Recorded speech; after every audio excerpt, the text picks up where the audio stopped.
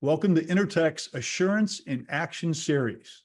Today's discussion is on healthy buildings, exploring the crucial intersection of design, construction, and environmentally responsible buildings. Today's discussion centers on building resilience, and our subject matter expert is Alan Scott, Director of Sustainability for Intertek's Building and Construction Division. Alan, thanks so much for being here. And for those who don't know who you are, can you share with everyone your background and current role with Intertek? Yeah, Sean, it's so great to be with you here today. My background is as a registered architect. I understand buildings inside and out from start to finish in design and construction. But for the last 25 years, I've worked as a sustainable building consultant, supporting built environment projects seeking sustainable solutions. So with Intertek Building Science Solutions, I guide our consulting with clients to support sustainable, healthy, and resilient building projects. Okay, well, that's great. Okay, Alan, so with that intro, let's talk about resilience. It's become a buzzword in the industry. Can you share what it actually means to the audience in the context of built environments? Yeah, it's really important to understand this. Overall, resilience is the ability to stand up to and bounce back from shocks and stresses. So that's the fundamental. When we talk about the built environment, this means three main things. The first is we want buildings to keep people safe during and after a hazard event. Secondly, we want to limit damage to the building so that it can return to normal operation quickly with minimal repairs after a hazard event. And third, we want to support continuity of operations so that after a hazard event, it allows a quick resumption of normal activities, even if things like power outages are persistent afterwards. This is particularly important in things like returning to school or returning to work quickly so that economic activities and the provision of services can resume. So I'm interested, Alan, because it seems like for the longest time, there was a lot of other terms used as opposed to resilience. Sustainability is still very common, obviously. Is it necessarily kind of replacing those common terms in the industry, or is it more in addition to when we talk about sustainability and versus resilience? Sustainability and resilience overlap a lot, but they are unique. I view them as two sides of one coin. Sustainability is focused on reducing impacts of the built environment on the natural environment, and resilience is about reducing the impacts of the natural environment, natural hazards, and climate change on the built environment. And many of the strategies to build sustainability also help to build resilience. So with that in mind, why is resilience important to building owners and developers, architects, engineers, contractors who serve them? What's really the driving force here and makes this so important? First of all, the reason why resilience is elevated in importance is because we're seeing an increased frequency and severity of hazard events in the world, mostly due to climate change. Just one way to put a fine point on that, National Oceanographic and Atmospheric Administration determined that we experienced $25 billion plus disasters in the U.S. In 2023. This exceeded the previous record of 22 such disasters set only 3 years prior. So this is not an anomaly. This number of major disasters has been steadily increasing over the last 25 years. And just to put those numbers of 22 and 25 in perspective, prior to 2000, the average was $3 to $4 billion disasters a year, and now we're seeing 17, 18, 22, 25 happening. So those impacts are significant. These large disasters are threatening lives and livelihoods globally, but they're also destabilizing insurance markets and adding a level of risk to financial investments. Is part of this driven by more people having the desire to live, let's just say, in coastal areas, as an example, where hurricanes obviously have a big part of that? Is it where people are choosing to live driving part of these numbers, or is there something else going on here? There's something else going on. Certainly, people have always chosen to live near water, whether it was for olden times and access to ports and water transportation, or now because it's aesthetically pleasing. So certainly that pattern hasn't changed. In speaking to insurance companies, they've always known about risk for places like Florida, which is prone to hurricanes, but now they're seeing significant impacts in other parts of the country, like the massive expansion of Tornado Alley in the Midwest, or the prevalence of extreme heat events everywhere. So let's talk a little bit about regulations and mandates by the government. Can you talk a little bit about that and what we're seeing both currently and potentially what we may see down the road? Yeah, I think that's really important. I'm glad you brought that up, because those regulations are becoming a real factor in terms of pushing consideration of resilience. Around the world, governments are adopting regulations based on the Task Force for Climate-Related Financial Disclosure, or TCFD. These TCFD-based regulations have been adopted in the European Union, in Canada and New Zealand. Most recently, the U.S. Securities and Exchange Commission has developed some new rules for climate-related financial disclosure for publicly traded companies in the U.S. These rules are pending and under consideration, but are expected to be adopted in some form in the not too distant future. But I think more relevant in the U.S., the state of California, last year, the state of California adopted Senate Bill 261, which requires climate-related financial disclosure for all companies doing business in California with over $500 million in annual revenue, regardless of where they're located. This is important because it affects many companies, and because of interconnection between businesses, even companies that aren't subject to this rule might be providing leased office space or a data center or a logistics hub that is a material financial and climate related risk to a company doing business in California. So there'll be ripple effects into other aspects of the industry. So Alan, I'm curious, where does Intertek play with all this? What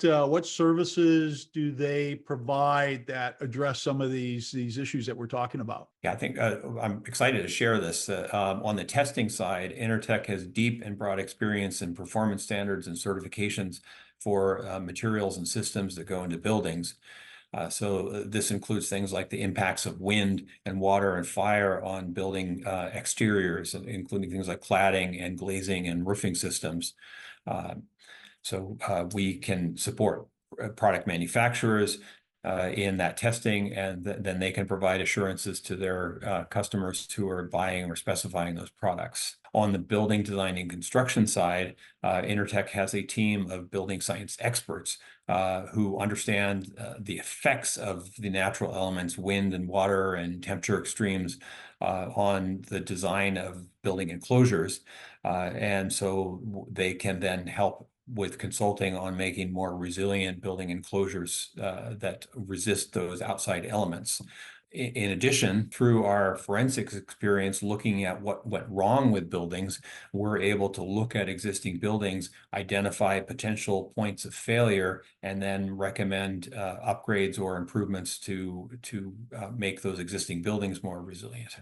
So when you're doing the forensic, I'm assuming that's primarily for, I'm guessing, the building owners, insurance industry, the folks that have been affected by all this. Yes, but we want to take that upstream as opposed to waiting for a disaster to happen, Right. and fixing problems, looking at the building beforehand and helping an owner proactively integrate resilience measures. So, I had talked about and asked about mandates on standards and testing. And how about voluntary standards? Are there voluntary standards out there that companies are pursuing? In voluntary standards, I think it's worth people understanding that are emerging.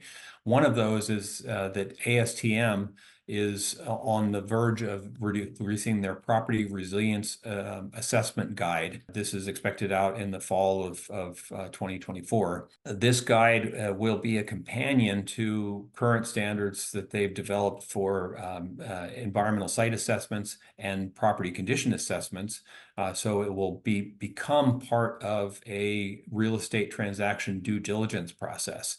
And so lenders and or investors are going to be asking for this voluntary resilience assessment as part of assessing existing buildings that it might be transferring ownership. Another voluntary standard that's coming out is LEED version 5, which is expected to be released early in 2025. Resilience has been included in LEED in the past in as a pilot credit, but now in the new version, there'll be a prerequisite that requires every project seeking LEED certification to do a natural hazard and climate risk assessment to inform the project owner and project team on what major hazards might influence the project and prompt some integration of resilience efforts into the design of the building seeking certification. In addition to that, LEED will also sprinkle through other credit requirements that encourage resilience measures as options, things like addressing flooding issues at a greater extent than minimum standards, or looking at provisions for wildfire smoke events. So that's kind of a big deal, that addition to the version 5 of LEED coming up then, it sounds like. Yes. So let's take a step back. As a building owner, what are the first steps that a building owner needs to make to their facilities to be more resilient? Yeah, this is important because hazards risks are not the same everywhere. So a building owner first wants to do an assessment of natural hazards and climate risks for the specific location of the building, be it a new construction project or that's proposed or an existing building that they're wanting to make more resilient. That starts with hazard screening.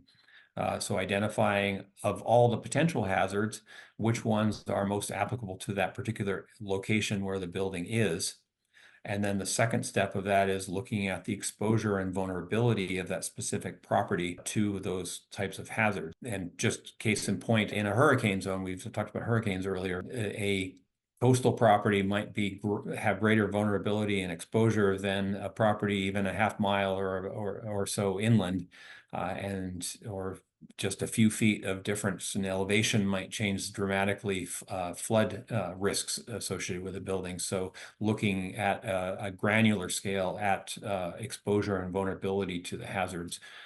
So those two things together then can inform what comes next in terms of creating resilient buildings. So as a building owner, with that in mind, how do they use the assessment to guide their decision making, or what's the first thing or first step that they should take? So once those highest risk hazard events are identified and the specific vulnerabilities are assessed, then the building owner can consult with building experts to identify the cost-effective risk mitigation measures. So this might involve planning and prioritization of capital projects over time, so that it's not all going to happen at once, but working in resilience measures into normal capital project planning process, so that there's a plan in place for when upgrades or retrofits make sense to happen to build towards greater resilience. The other element is once specific hazards and their likelihood is identified, then developing an emergency response plan so that building the occupants and managers know what to do if a hazard event is happening in order to both protect life safety as well as a plan for protecting the property. And typically that response plan is then coordinated with whatever the community's response plan is. So this assessment process is pretty critical to really this whole initiative that we're talking about for building owners. Yes. Yeah. This type of assessment, is it also useful in designing new buildings as opposed to existing buildings? Yes, absolutely. The initial assessment is similar, although the level of vulnerability that you can identify is different because you don't have an existing building to look at in conditions. But once you have identified those major hazards that the particular site is vulnerable to, then the team can then develop design performance standards to address those specific hazards and vulnerabilities, and that can be built into the design of things like the building enclosure or the mechanical, electrical, plumbing systems to create resilience from the beginning for that project. So I asked you earlier about kind of how does Intertek play into this with these different initiatives, and specifically, we're talking assessment. Is that something that Intertek, is that something they do? Is that a service that Intertek provides to building owners, both new and existing facilities? Yes, we're able to do those assessments, and then with our building science experts and especially with hazard specific expertise, we're able to then identify, be it retrofits to an existing building or effective design strategies for new construction to help the project team build towards that resilience. So to give our audience a little better perspective, then, can you share a few examples of what resilience looks like in a building and how Intertek has been involved in that process? Yeah, so ideally, resilience should be nearly invisible in the finished product. So it's going to be integrated in with the building design of the enclosure and the system, so you won't actually see it.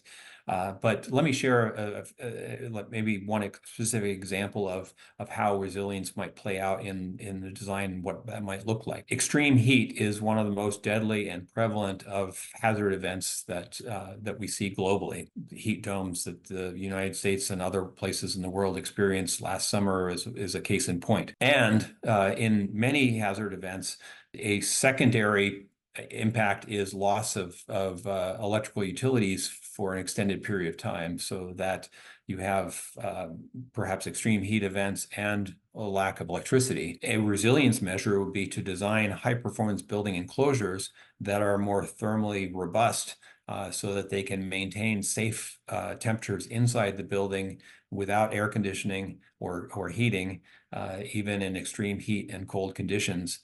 So that you keep people safe and comfortable, and can maintain operations even in or during or after a hazard event. When Intertek gets involved, we take our expertise in building science, understanding the thermal and air properties with building enclosures, and help to say, what can we do better than code to make a building envelope that's going to be high performance in normal operations and create resilience in a hazard event. So we touched on this a little bit when we first started the conversation, but how is resilience connected to sustainable buildings? It's good to reiterate this point.